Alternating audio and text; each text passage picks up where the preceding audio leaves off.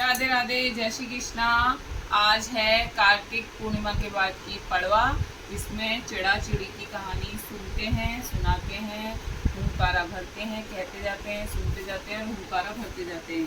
तो उसके लिए हमें क्या क्या चीज़ें चाहिए वो देखिए। ये मैंने छिड़कने मनसने के लिए खिचड़ी और ये दक्षिणा ले रखी है, और ये खील और खिलौने ले रखे हैं। हम चाहें तो बताशे भी ले सकते हैं।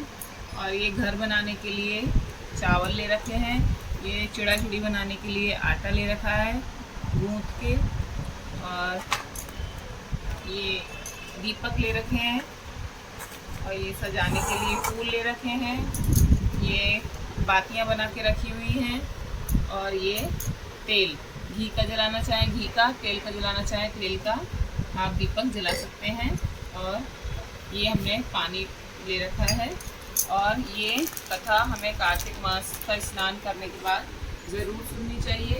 इसका फल ये होता है कि हम जब कार्तिक मास का स्नान कर लेते हैं, उसके बाद हम चिड़ा चिड़ी की कहानी घर बनाकर सुनते हैं। आप लोग अगर चावल का ना बनाना चाहें तो आटे का ही बना सकते हैं, और उसको फिर बाद में समेट कर गूंथ कर पक्षियों को भी, चींटियों को डाल सकते हैं अगर सूखा रखेंगे तो, और अगर गूंथ कर तो मछलियों को भी डाल सकते हैं। और ये भी बाद में जब समेट कर ऊपर पक्षियों को डाल सकते हैं।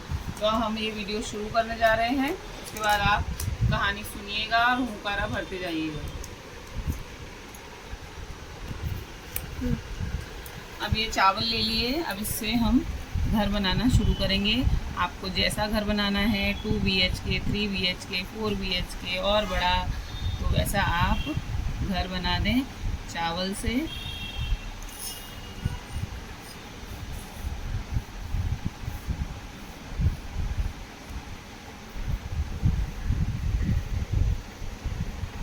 जैसा आपको घर चाहिए वैसा आप घर बना सकते हैं।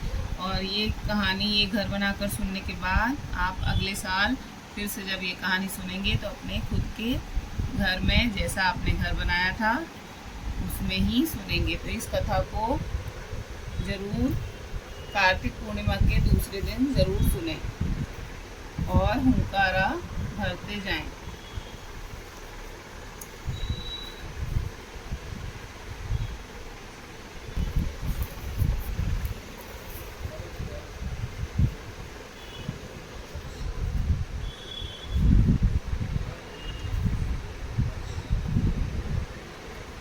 इन सब में खुला ज़रूर छोड़ें दरवाजे के लिए।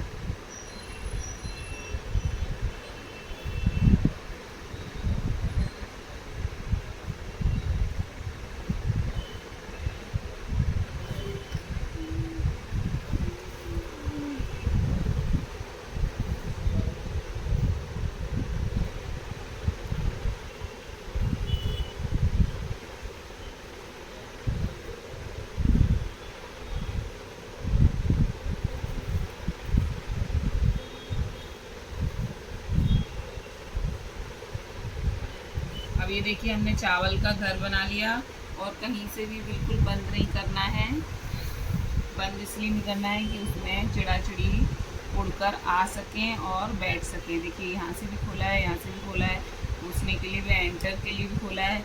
ये वाला रूम भी खोला है, ये वाला भी खोला है, यहाँ से भी खोला है, ये भी खोला है और ये भी खोला है। तो सारी जगह से एंटर करने के लिए मैंने अंदर खोल रखा है।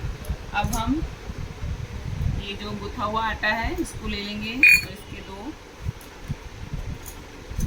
चिड़ा चिड़ी बना देंगे। जैसे आपको आ जाए वैसे बना लें, ज़्यादा शिल्पकारी की ज़रूरत नहीं है, ये हमको नहीं आ रहे। जैसे आए वैसे आप चिड़ा चिड़ी बना सकते हैं। ये 2 चिड़ा चिड़ी हमने यहाँ पर बनाकर रख दिए हैं, देखो आटे के। और पूरे घर में लाई रखेंगे, अपना घर खाली नहीं रखेंगे, हमारा घर ऐसे ही हमेशा भरा रहे।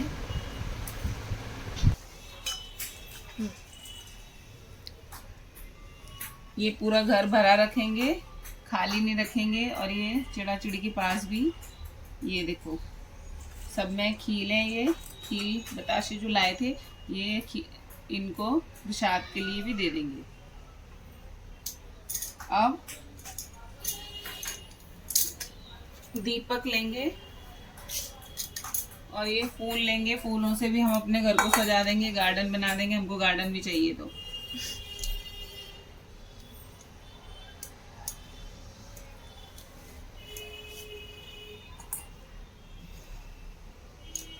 जैसा आप चाहें वैसा आप अपने घर को सजा सकते हैं। मैंने अपने घर को फूलों से सजाया है, ये देखिए।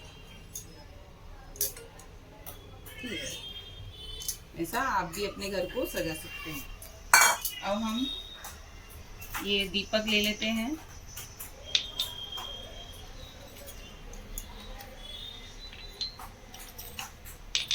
पांच भी ले सकते हैं, 7 भी ले सकते हैं। मैंने ये 7 दीपक ले लिए हैं।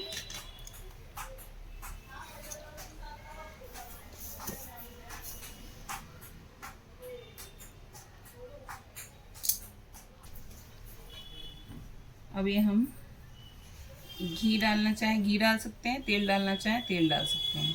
तो मैंने ये राई का तेल लिया हुआ है। आप तिली का तेल भी ले सकते हैं या देसी घी भी ले सकते हैं।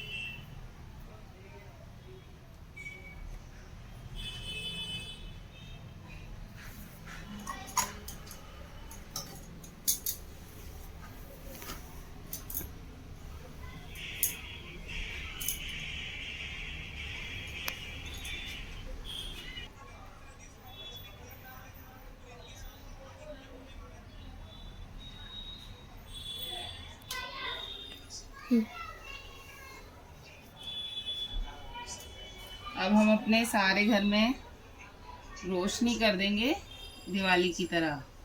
हमारा घर हमेशा रोशन रहे। और एक दीपक चिड़ा चिड़ी के पास रख देंगे। ये देखिए मेरा घर कितना सुंदर लग रहा है सच के। अब हम चिड़ा चिड़ी की कहानी सुनेंगे। उसके लिए या तो हम खीर ले लेंगे हाथ में या फिर चावल ले लेंगे। और अब मैं कहानी शुरू करने जा रही हूँ, तो आप लोग हुंकारा भरते हुए कहानी पूरी अच्छी तरह से सुने। 4 चिड़िया थी, चारों सहेलियां थी। वो कार्तिक स्नान करती थी। कार्तिक स्नान जब पूर्ण हो गया पूर्णिमा पर, तो दूसरे दिन पड़वा आई। पड़वा को उन्होंने कहा कि आज हम खिचड़ी बनाते हैं। तो पहले स्नान करने चलते हैं, खिचड़ी बनाते हैं, फिर स्नान करने चलते हैं। तो ठीक है। तो जब एक खिचड़ी लाई, एक चावल लाई, एक दाल लाई, एक नमक लाई और एक घी लाई। चारों चिड़ियों ने ऐसे करके 4 चीज़ लाए। उसके बाद वो स्नान करने चली गई। जब कार्तिक स्नान करके वो आई, तो पहली वाली जब आई उसको बहुत तेज भूख लगी थी, तो उसने खिचड़ी की भाप ले ली। वो वहीं के वहीं मर गई। दूसरी आई, दूसरी ने खिचड़ी का पानी पी लिया, वो भी मर गई। तीसरी आई, उसने खिचड़ी खा ली, वो भी मर गई। चौथी आई, उसने खिचड़ी की खुरचन खा ली, वो भी मर गई। अब उनका अगला जन्म हुआ, तो जो भाप ली थी वो राजकुमारी बनी, और जो दूसरी थी जिसने पानी पिया वो कुमार के घर की बेटी बनी, और जो तीसरी थी जिसने खिचड़ी खाई थी वो ब्राह्मण के घर की बेटी बनी, और जो चौथी चिड़िया थी जिसने खुरचन खाई थी वो एक हथनी बनी। तो वो एक ही जगह वो जो चिड़िया राजकुमारी बनी थी उसी के यहाँ कुम्हार की बेटी दासी बन गई, और पंडित की बेटी उसकी सहेली बन गई, और हथनी भी उसी के घर में आ गई। जब राजकुमारी की शादी हुई तो राजकुमारी ने बोला कि मैं ये अपनी सहेली और दासी को भी साथ में ले जाना चाहती हूँ। तो राजा ने कहा ठीक है तुम ले जाना। तो शादी के बाद वो अपने साथ अपनी सहेली और दासी दोनों को लेकर चल दी। तो उसने कहा मैं ये हथनी भी ले जाना चाहती हूँ, लेकिन हथनी उठ ही नहीं रही थी वो किसी के भी कहने पर। तो राजकुमारी गई और हथनी के कान में कुछ कहा, सोई हथनी उठ गई और साथ में चल दी। ये चीज़ सब राजकुमार जो जिससे विवाह हुआ था राजकुमारी का, वो देख रहा था। तो उसने पूछा कि जल्दी बताओ तुमने ऐसा हथनी के कान में क्या कहा जो कि वो तुरंत उठ गई, नहीं तो इतने लोगों के उठाने पर वो उठ नहीं रही थी। तो राजकुमारी को पिछले जन्म की सारी बात याद थी। तो उसने पिछले जन्म की सारी बात बताई कि कार्तिक स्नान करने का हमें ये फल मिला कि मैं राजकुमारी बनी, ये ब्राह्मण की बेटी बनी, मतलब ये सब हुआ। इसलिए कहते हैं कि जो भी ये चिड़ी की कहानी कार्तिक मास का स्नान करने के बाद पड़वा को सुनते हैं, हुंकारा भरते हैं, उनके सब काम, उनके सब मनोरथ पूर्ण होते हैं और उनके घर जल्दी ही बस जाते हैं। जय हो, जय हो। जैसे चिड़ा चिड़ी की सुनी वैसे सबकी सुनना।